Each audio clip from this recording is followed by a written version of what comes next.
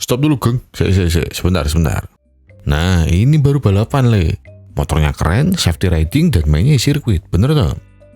Kalau bawanya Shogun Kobo di servis 2 tahun sekali, balapannya deket sawah sepi, terus nulis di status WA hobi saya mahal, itu bukan balapan, Le. Itu gak tahu diri. Ulah pekok. Ya, cerita hari ini memanglah tentang balapan. Namun tak hanya podium juara yang diperjuangkan. Ada martabat keluarga yang harus tetap dijaga. Tak peduli seberapa sulit jalannya, tak peduli seberapa besar rintangannya, ia akan terus berusaha. Jadi, begini ceritanya.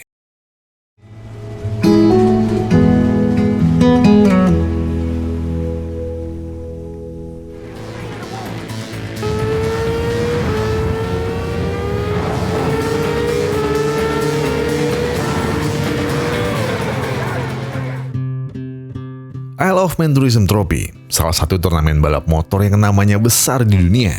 Namun turnamen ini tak seperti MotoGP yang punya berbagai peralatan lengkap dalam jalannya balapan. Isle of Man tak memiliki kru yang lengkap, tak memiliki alat-alat yang canggih. Turnamen ini adalah turnamen semi-profesional, dan turnamen ini dikenal karena resikonya. Dan dari semua nama yang pernah mencoba turnamen ini, saya akan menceritakan salah satunya. Start dari posisi 15 dan berhasil finish di posisi pertama. Dialah pembalap hebat yang kerap dikenal sebagai Nicky the Wolf. Walau belum lama berkarir jadi pembalap, tapi prestasi Nicky sudah cukup mentereng. Walau levelnya belum profesional seperti MotoGP, Nicky bersama timnya The Wolf berhasil meraih gelar juara dunia Isle of Man sebanyak 3 kali beruntun. Tapi The Wolf tak hanya sebuah tim balap biasa. The Wolf adalah keluarga. Ini bukan hanya sekedar kiasan. The Wolf tadinya tak hanya diisi oleh Nicky sebagai pembalap. Ada juga Andy, ialah kakak kandung Nicky yang telah berpulang sejak 7 tahun yang lalu.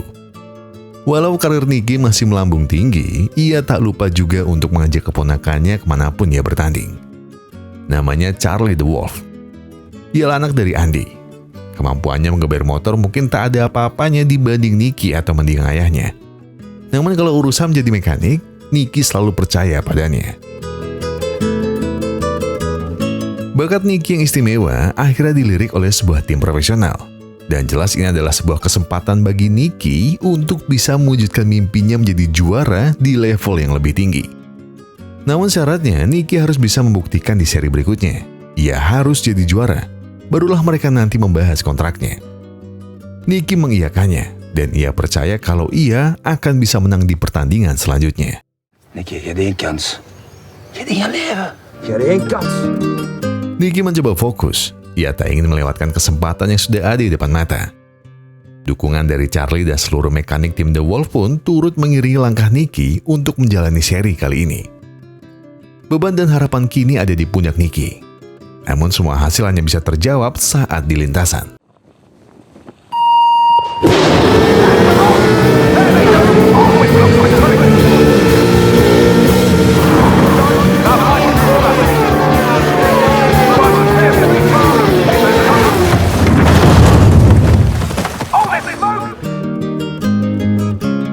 Sial bagi Nicky, saat ia berada di posisi pertama, kecelakaan justru menimpanya.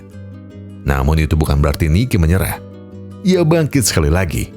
Tapi musibah justru kembali datang tepat di hadapannya.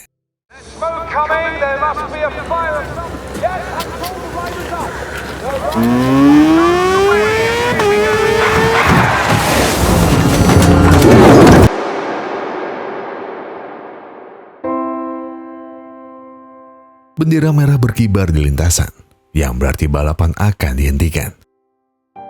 Kini Nicky harus puas terbaring di rumah sakit dengan segala luka yang ada di sekujur tubuhnya.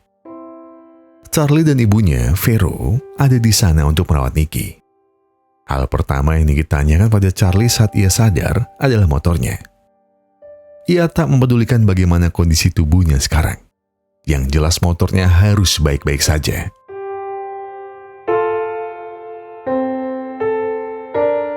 Nicky hampir tak pernah merasakan sakitnya. Ia bisa ke toilet sendiri. Ia bisa berjalan walaupun sedikit. Jadi setiap kali dokter melakukan kontrol, Nicky selalu bertanya, kapan ia bisa pulang? Namun, Nicky tak tahu kalau apa yang ia alami jauh lebih parah dibanding yang ia kira. Nicky marah mendengarnya. Ia merasa baik-baik saja.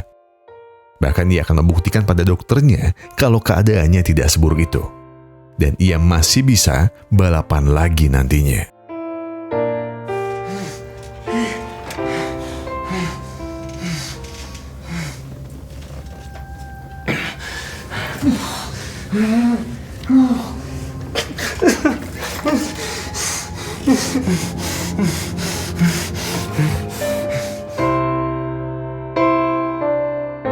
Setelah dirawat selama 2 bulan, Nicky akhirnya pulang dengan kursi roda sebagai alat berjalan.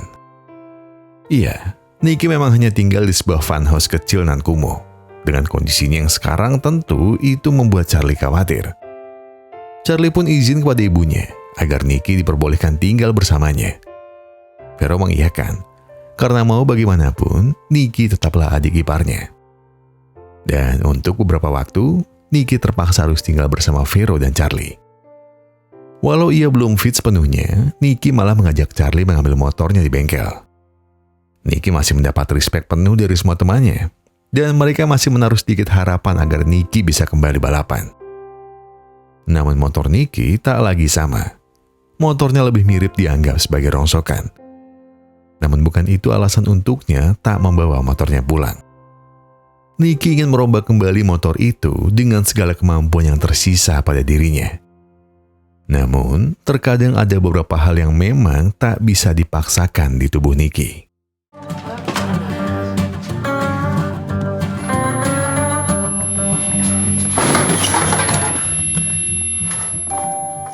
Nicky kini memang tak bisa lepas dari obatnya.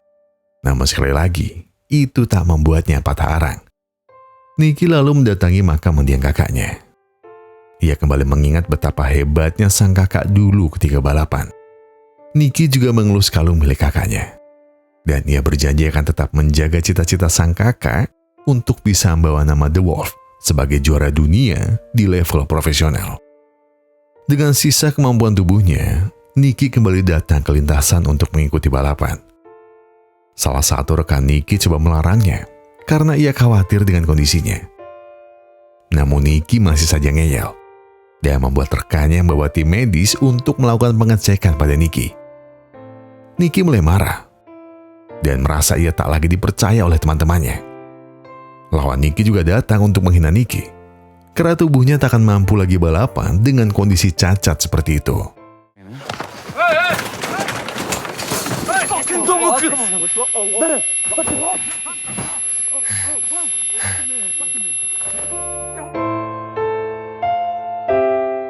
Tubuh Nicky sudah hampir kalah.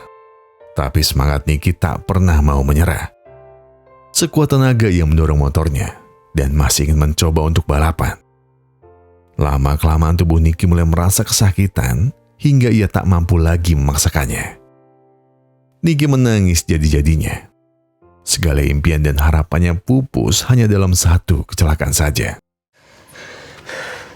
Toen ik ging in de bocht, ik hoorde de dokters niet. Echt waar. Is oké. Vero minta Nicky untuk menghentikan semua mimpinya itu. Ia harus bersyukur karena Tuhan masih memberinya kehidupan kedua. Hidup Nicky belum berakhir. Ia hanya tak boleh lagi mengendarai motor. Namun Nicky tak menerima semua kalimat itu. Semua orang memintaku bersyukur diberi kesempatan hidup lagi. Tapi untuk apa aku melanjutkan hidup? Tapi tak bisa melanjutkan mimpiku. Vero paham betul dengan perasaan Nicky. Tapi ia minta Nicky untuk sekali saja memikirkan Charlie. Charlie sudah kehilangan ayahnya karena balapan. Dan kasihan rasanya jika ia harus kehilangan Nicky karena alasan yang sama. Vero ingin Nicky menata lagi hidupnya satu demi satu. Tuhan hanya menutup satu jalan untuknya. Dan pasti akan dibukakan jalan yang lain untuk Nicky memperbaiki hidupnya lagi. Namun kalimat itu tentu tak mudah untuk diterima oleh Nicky. Nicky masih saja sibuk melihat tayangan balapan di luar sana. Dan melupakan apa kewajibannya. Bahkan ia tak menjalankan perintah Vero untuk membuang air yang berasal dari kebocoran atap di rumah. Uang dan tabungan Vero perlahan-lahan akan habis. Dan uangnya juga tak cukup untuk memperbaiki atap. Dengan sedikit kesal, Vero minta Nicky untuk menjual motornya. Karena rasanya percuma, motor itu juga tidak akan digunakan lagi. Namun orang yang paling kecewa mendengar permintaan itu adalah Charlie. Ia ingat betul apa yang Nicky tanya saat pertama kali ia sadar. Charlie juga akan marah jika Nicky menjual motornya. Padahal ia ingin memakai motor itu juga untuk balapan. Mendengar itu, harapan dan mimpi Nicky seolah hidup kembali. Dan tanpa sedikit pun ragu, Nicky akan jadi orang pertama yang mengajari Charlie untuk balapan. Wil je echt een keer racen? Ja. Nicky lalu membawa Charlie ke tempat yang sama, tempat di mana kakaknya dulu mengajarinya. Nicky juga memberitahu sebuah grafiti yang dulu dibuat mendiang ayah Charlie. Charlie memang tak sempat lama mengenal ayahnya. Namun ia dulu selalu minta kepada Nicky untuk memperlakukan Charlie seperti anaknya. Dan pesan itulah yang Nicky jadikan alasan kuat untuk membawa Charlie ke sini. Di sana Nicky juga meyakinkan Charlie. Apakah ia benar-benar ingin menjadi seorang pembalap? Dan tak butuh waktu lama bagi Charlie untuk menjawab pertanyaan dari Nicky. Aku ingin menjadi pembalap, sama sepertimu dan ayahku juga. Dan untuk pertama kalinya, Charlie akhirnya menggunakan wheelpack milik Nicky.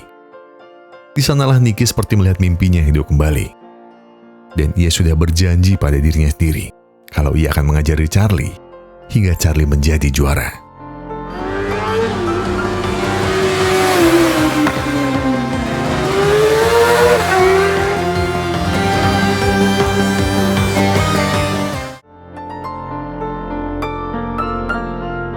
Saat Vero pulang, ia tiba-tiba didatangi tetangganya yang bilang kalau Nicky sedang di atas genteng.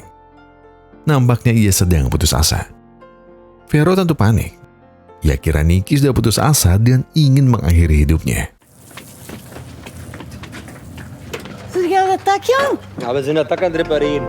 Wat? Namun Nicky bukan putus asa. Ia justru ingin merubah segala stigma buruknya di depan Vero. Namun Nicky tak serta-merta membanggakan dirinya sudah berubah. Ia bilang kalau ini semua adalah ide dari Charlie. Ia paham betul kalau Charlie selama ini tak pernah menuruti perintah ibunya. Tak sampai di situ saja. Nicky juga mengajarkan Charlie untuk membeli kado yang diinginkan ibunya. Nicky memberi Charlie uang untuk membelikan sebuah boots merah yang sudah ibunya inginkan sejak lama. Tapi tunggu dulu.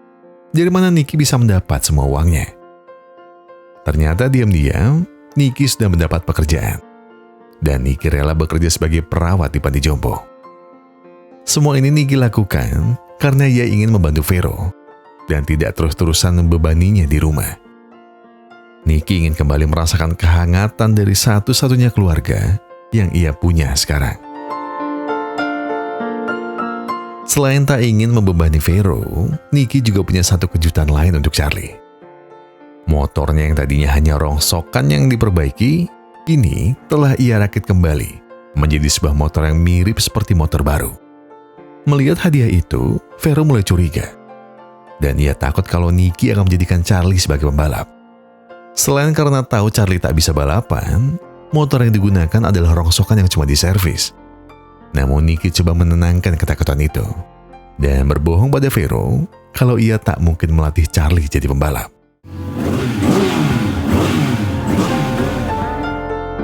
Nicky sekarang tak hanya jadi pengangguran. Kegiatan sehari-harinya ada dua. Yang pertama adalah melatih Charlie. Dan yang kedua bekerja di panti jompo. Di sana Nicky tak hanya sekedar bekerja. Ia melakukan semuanya dengan hati. Bahkan ia rela membawakan PS agar pasien yang ada di sana bisa sedikit merasa terhibur. Namun, Nicky terlalu asik bermain PS. Hingga Nicky tak sadar, asap rokoknya membuat hal yang tak diinginkan terjadi.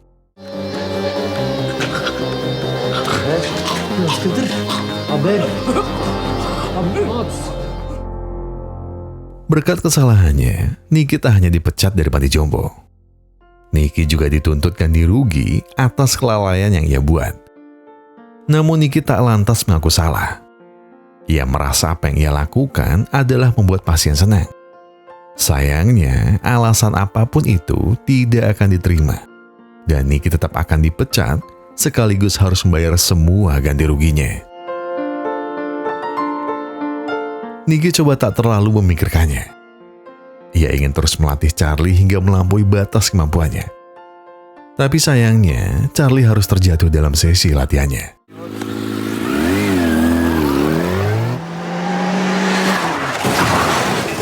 Charlie!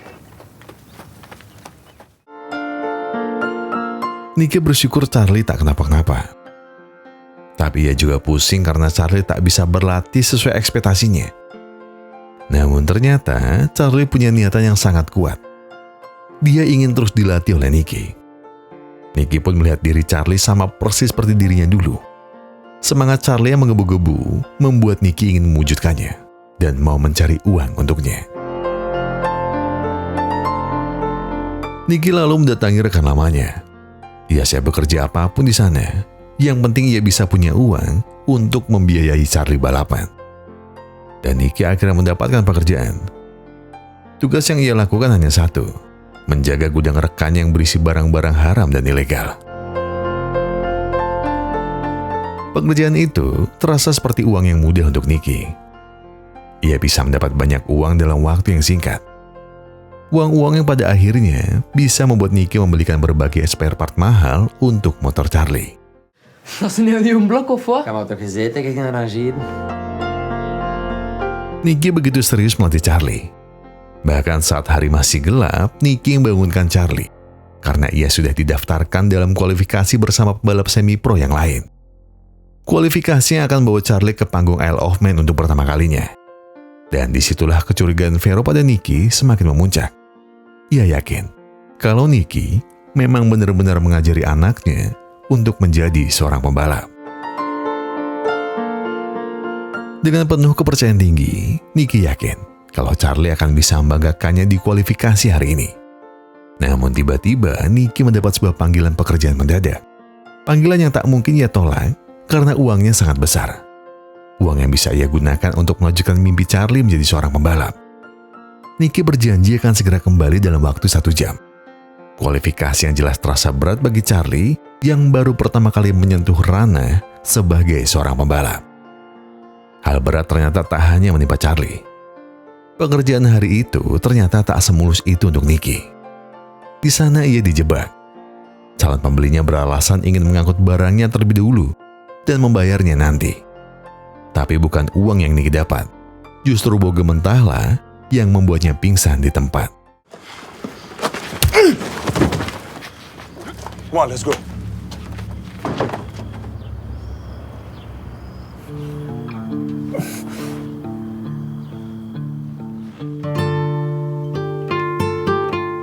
Nicky kembali ke arena dengan penuh tergesa-gesa. Ia menanyai semua rekan-rekannya di mana Charlie berada. Iya, Charlie sudah menunggu Nicky sejak lama. Charlie sebenarnya tak tampil mengecewakan, dan ia bisa lolos ke turnamen Isle of Man untuk pertama kalinya.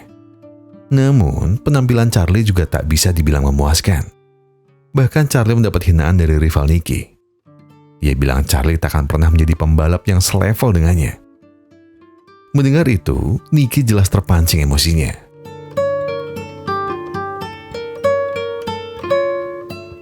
Ia bahkan menantangnya untuk bertaruh 200 juta rupiah kalau sampai Charlie bisa melampaui rivalnya nanti. Tawaran yang jelas diterima begitu saja. Karena di mata rivalnya, Charlie hanyalah anak ingusan yang balapan dengan motor rongsokan. Emosi Nicky terus-menerus disulut.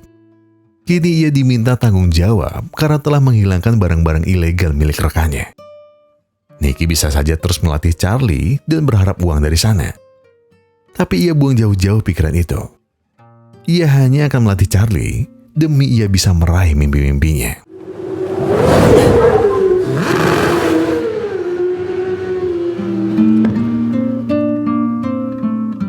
Vero kini tak bisa dibohongi lagi. Bukti nyata sudah ada di depan mata, dan Nicky tak bisa lagi mengelaknya.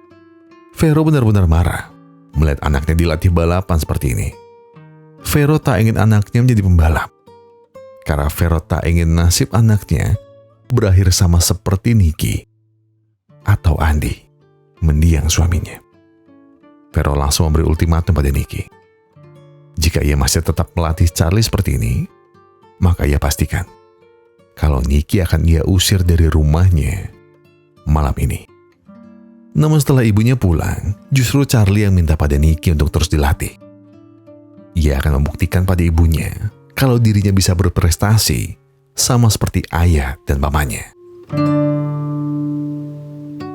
Nicky menerima permintaan itu, dan ia punya sebuah cara lain untuk meningkatkan kemampuan Charlie. Diam-diam, Nicky membuat Charlie untuk mengambil mobil milik rivalnya. Nicky ingin mengajari Charlie garis balapan yang sempurna, sekaligus melatih mental Charlie untuk tidak takut saat dalam kecepatan tinggi. Namun kegilaan Nicky tak sampai di situ saja. Ia mulai mematikan lampu dan mengeber mobilnya sejadi-jadinya. Nicky, kom! Die fucking lichten aan. Nicky, pas op, je vaart! Charlie marah karena ia nyaris kehilangan nyawa karena ulah pamannya. Namun Nicky melakukan ini justru demi Charlie. Ia ingin Charlie tumbuh menjadi pembalap yang tidak takut dengan apapun. Jika ia terus merengek, maka Nicky akan mundur dan tak mau mengajarinya lagi. Nicky kian didesak keadaan. Ia terus-terusan ditagih rekannya dan diminta untuk segera membayar ganti ruginya. Tak hanya diminta segera membayar, Nicky juga diancam.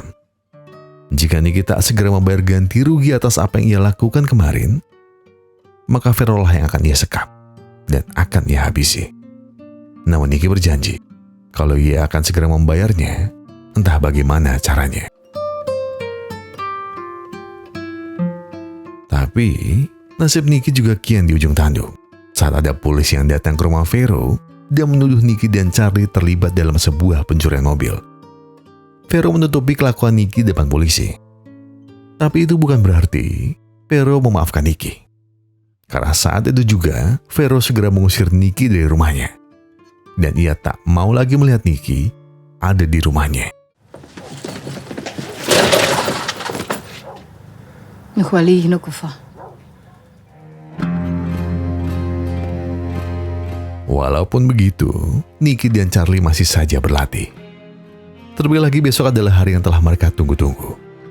Charlie untuk pertama kalinya akan memulai balapannya. Dan harusnya besok akan menjadi hari yang bersejarah bagi mereka berdua. Namun, Wat doe jij hier? Wat ga je doen? disinilah petaka yang ditakutkan.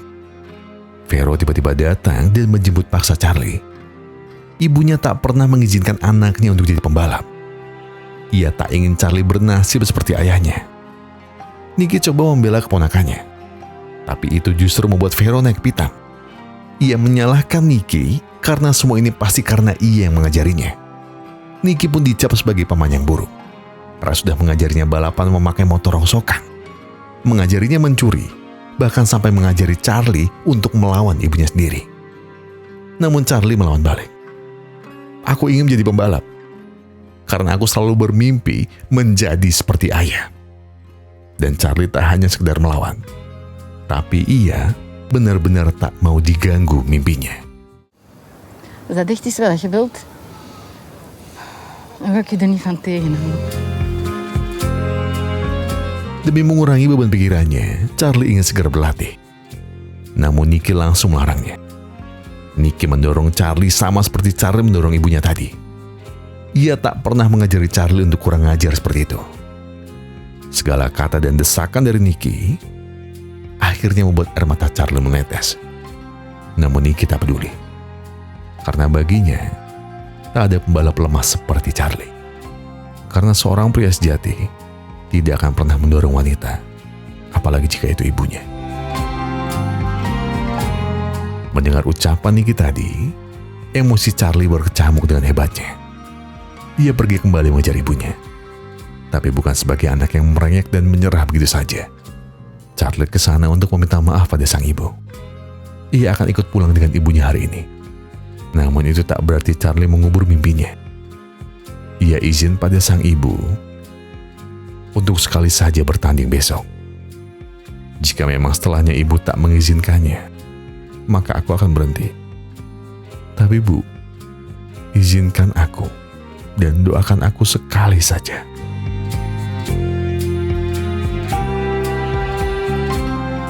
Vero benar-benar luluh dengan kalimat Charlie tadi. Dan malam harinya, Charlie segera kembali ke tempat Nicky. Nicky tadinya tak mau menerimanya.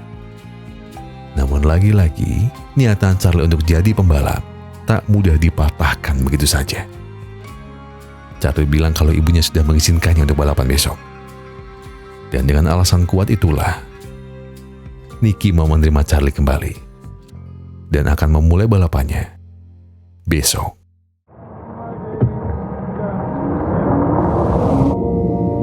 And I marched and I fought, I never did get any old. It was a long enough ride, and we rode down our names, and we added 2 years to our age.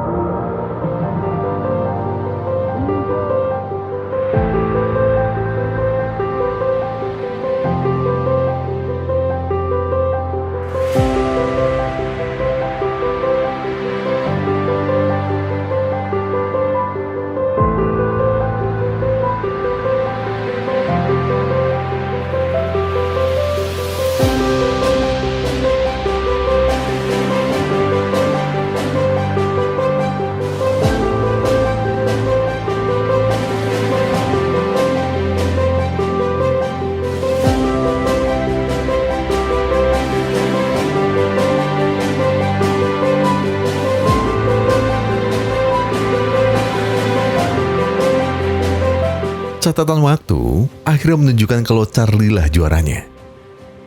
Ia akhirnya mampu membuktikan pada Nicky kalau ia bukanlah pembalap yang lemah. Ia juga akhirnya mampu membuktikan pada ibunya kalau ia bisa sama hebatnya dengan sang ayah. Gelar juara yang jelas tak hanya bermakna bagi dirinya sendiri. Karena di mata Nicky, gelar ini jelas mengajarkan satu hal baginya.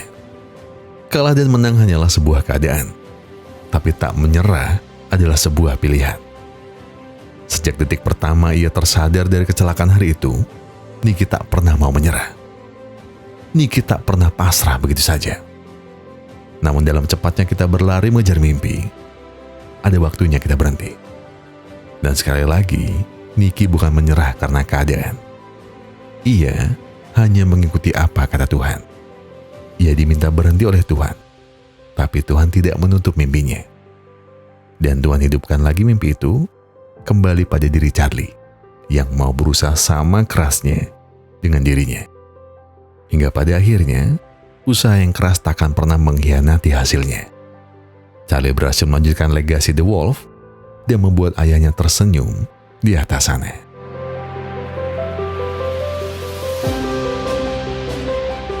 Perjuangan bukanlah sebuah ucapan. Perjuangan bukan suatu hal yang dibanggakan.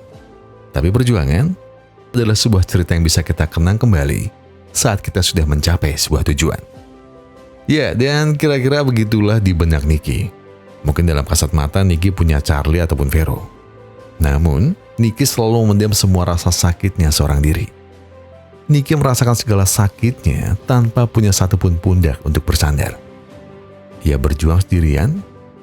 Ia bergelut dengan semua mimpi dan masalah di hidupnya seorang diri. Itu bukan berarti Vero dan Charlie tidak membantu. Tapi laki-laki seperti Nicky tak punya tempat untuk berbagi cerita dan berbagi masalahnya. Karena pada dasarnya, Nicky tahu satu hal. Dunia tak akan mau mendengarkan perjuangan seorang laki-laki. Karena dunia berjalan terlalu kejam bagi para laki-laki yang sedang berjuang. Saya Gugun dan Sendam Timpus Repek Glory mengucapkan terima kasih. Terima kasih buat yang sudah menonton video ini sampai habis. Terima kasih buat yang sudah memberikan like, memberikan komentar, subscribe, dan juga memencet tombol thanks-nya. Karena apapun yang kalian lakukan untuk channel ini, sudah membantu channel ini berkembang sampai hari ini. Dan sebagai penutup, saya pengen bilang ke kalian semua, kalau kalian lagi ada banyak masalah ini itu berat banget, yang tenang. Gak perlu buru-buru, gak perlu nyusu-nyusu. Selesaikan semuanya dengan kepala yang dingin. Dia sekarang tarik nafas, buang, tenggak kopinya, ambil koreknya, dan sebatin aja dulu. Our hearts beat to the city streets, we began to feel the fire. We rise like tall buildings as the chemicals, they take us higher. The night's young, and it's just begun, as she puts her hand in mine. We wanna chase the night, wanna dance to the light, pull the stars from the sky, just two hearts running wild. Never sleep, never stop, as we shout from the top.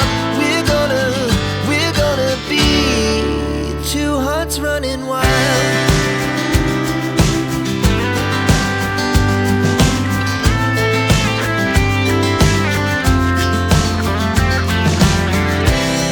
Now the morning is the afternoon, we lay awake in bed. The laughs so loud as the hours pass, we're gonna do it all again.